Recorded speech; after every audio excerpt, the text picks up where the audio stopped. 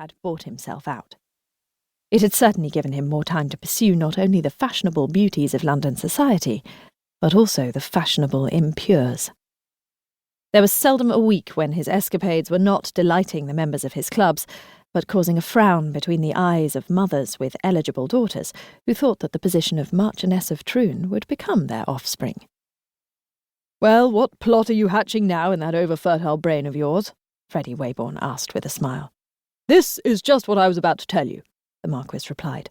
"But first things first. I have decided to get married." Married?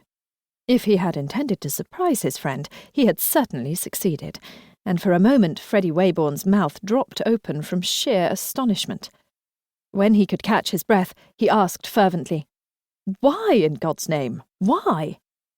"Lionel has become an ardent radical and has announced that as soon as he inherits, he intends to burn down this house and make the estate into common land for anyone who wishes to use it." "That cannot be true," Freddie Waybourne gasped.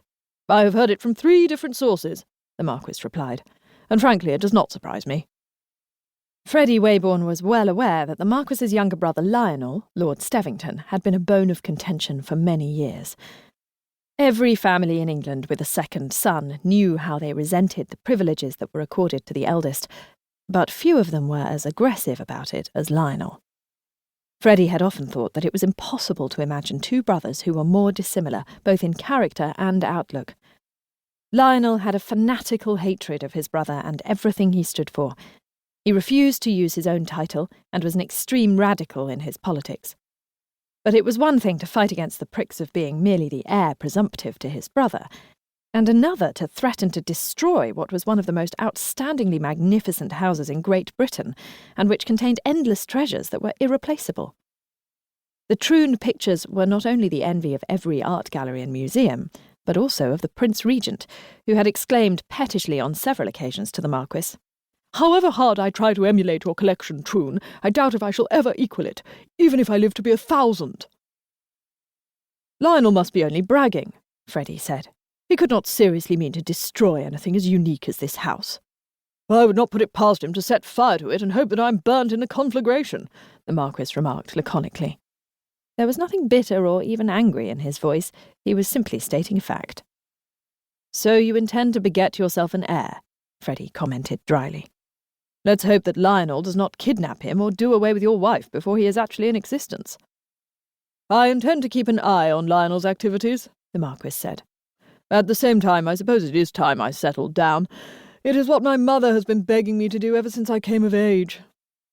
"I think the Dowager is right, and it is time that you took life more seriously," Freddie said, with a twinkle in his eye. "After all, no one could have sown a finer crop of wild oats than you have." The Marquis laughed. "If I die by Lionel's hand, it is perhaps the only epitaph that will be laid on my tomb." "We can always add it to the medals you won for gallantry in France." Freddie was joking, but for the moment the Marquis did not reply in the same vein. "You know, Freddie," he said after a moment, "what I miss is the danger and excitement of war." "It was often hellishly uncomfortable while it was taking place," Freddie replied. "I cannot forget how hungry we were that time when the food wagons did not arrive and we marched for 2 days and nights on empty stomachs." "All the same," the Marquis added, "we were doing something worthwhile. We were fighting the enemy and trying to outwit him.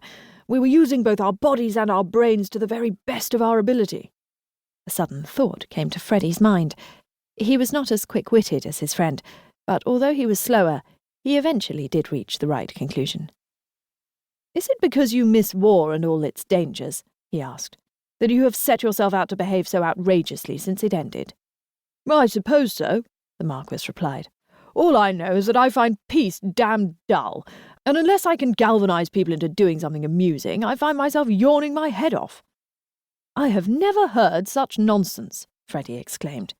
"Here you are, rolling in money, with horses any man would envy, and looks which make every incomparable fall into your arms like an overripe peach, and you find life dull?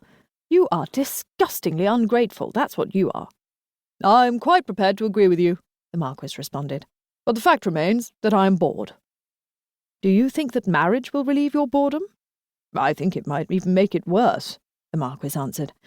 "But it is the only thing I have not tried so far." "And who is to be your partner in this?"